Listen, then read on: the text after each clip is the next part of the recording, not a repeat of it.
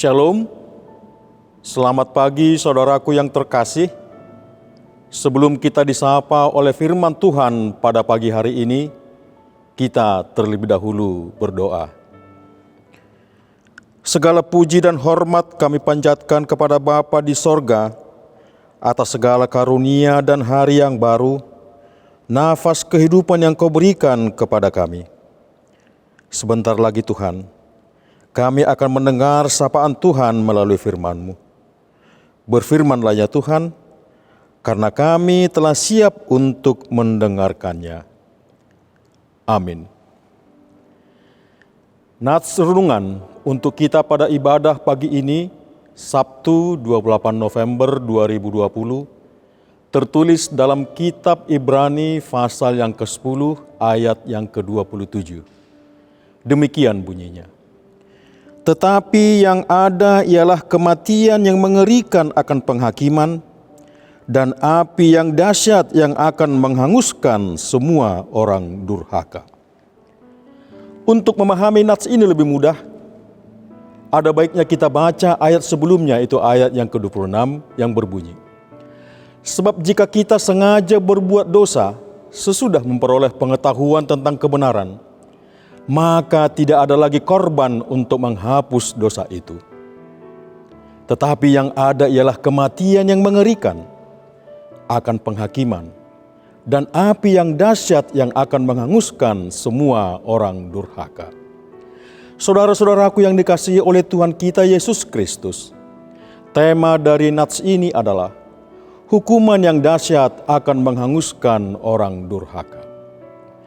Di dalam Perjanjian Lama dan Perjanjian Baru, ada beberapa ayat yang menceritakan tentang orang-orang yang berbuat durhaka. Mengapa hal ini perlu diceritakan oleh Alkitab? Tentunya agar umat Tuhan tidak ikut-ikutan latah menjadi orang yang durhaka pula. Tetapi apakah kenyataannya demikian, saudaraku? Tidak. Kita senantiasa menjadi pelaku-pelaku kedurhakaan di dalam kehidupan kita. Apakah durhaka itu? Menurut Kamus Besar Bahasa Indonesia, durhaka adalah ingkar, membangkang, menentang, melawan, memberontak terhadap perintah Tuhan dan orang tua. Identik dengan itu saya mencoba memberikan arti durhaka sebagai berikut, yaitu seseorang yang dengan sadar menyangkal dan menolak terhadap apa yang telah diketahui atau dikenal dan dilakukannya sebelumnya. Masih ingatkah cerita rakyat terkenal dari Sumatera, Si Malin Kundang dan Si Mardan? Kedua cerita ini menggambarkan ketidakjujuran, penyangkalan yang hebat terhadap orang tuanya yang miskin, hanya karena mereka malu kenyataan melihat kemiskinan ibunya. Ada fakta yang mereka hendak hilangkan dalam catatan sejarah kehidupan mereka, bahwa kehidupan mereka berasal dari ibu mereka, namun mereka tolak, namun mereka sangkal. Apa yang terjadi selanjutnya, saudara-saudara semua tahu.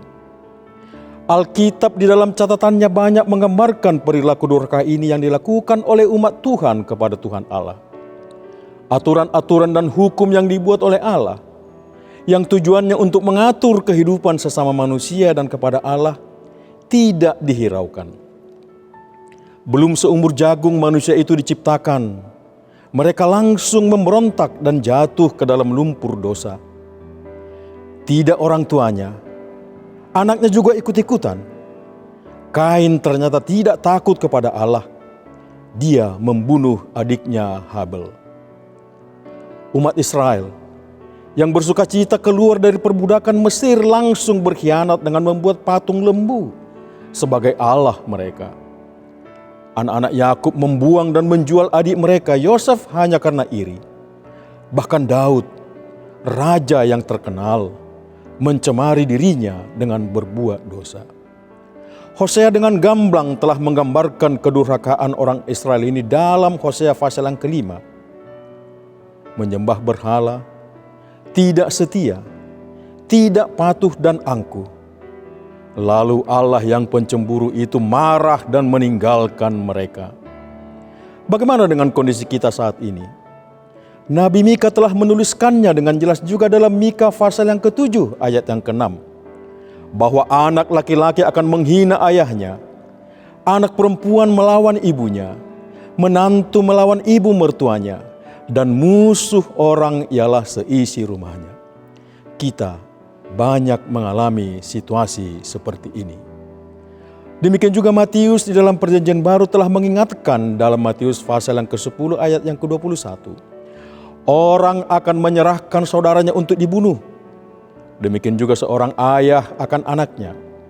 Dan anak-anak akan memberontak terhadap orang tuanya dan akan membunuh mereka.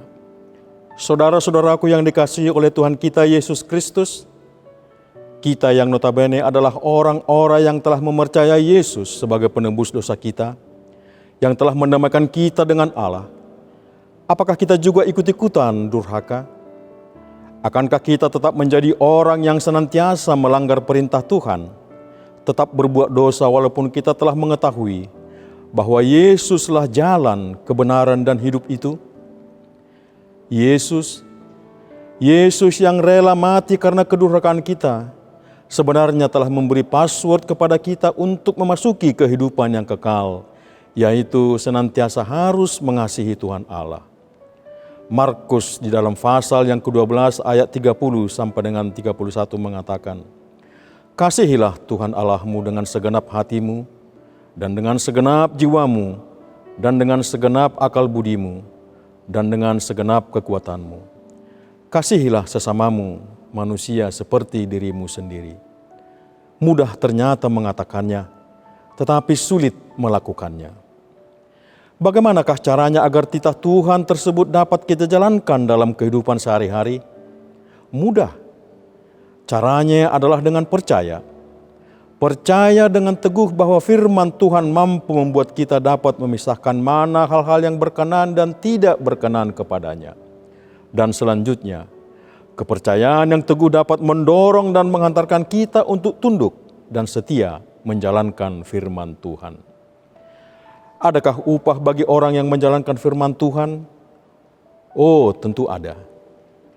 Tuhan Allah akan menyediakan kehidupan yang kekal kepada yang setia, tunduk, percaya, serta menjadikan firman Tuhan menjadi cara hidupnya atau way of life. Tetapi sebaliknya, Tuhan akan menyediakan hukuman yang berat bagi orang yang menentang dan melawan Tuhan. Di dalam Matius pasal yang ketiga, ayat yang ke-12, Yohanes berkata, "Alat penampi sudah di tangannya. Ia akan membersihkan tempat pengirikannya dan mengumpulkan gandumnya ke dalam lumbung.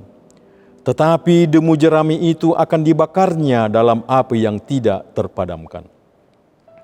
Saudara-saudaraku, apa yang akan kita lakukan agar kita dapat menyelamatkan diri kita dan orang lain dari murka Tuhan?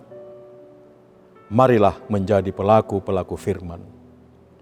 Sebagai orang percaya, marilah kita memberitahukan kabar sukacita dari Tuhan, sehingga semakin banyak orang yang percaya dan setia kepada Tuhan.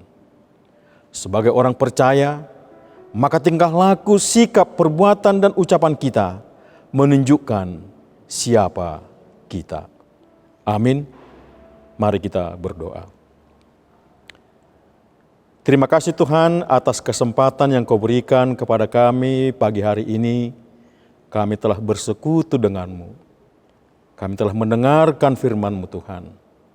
Biarlah itu Engkau nyatakan dalam kehidupan kami, sehingga kami dapat melakukan hal-hal yang benar di hadapan Tuhan di dalam keseharian kami.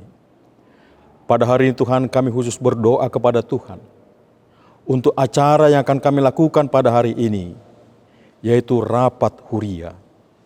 Kami akan membicarakan Tuhan program-program yang akan kami lakukan di dalam huria KPP Jatiasi.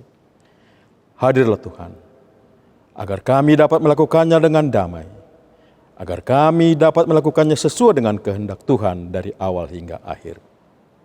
Di dalam Yesus Kristus kami berdoa. Amin.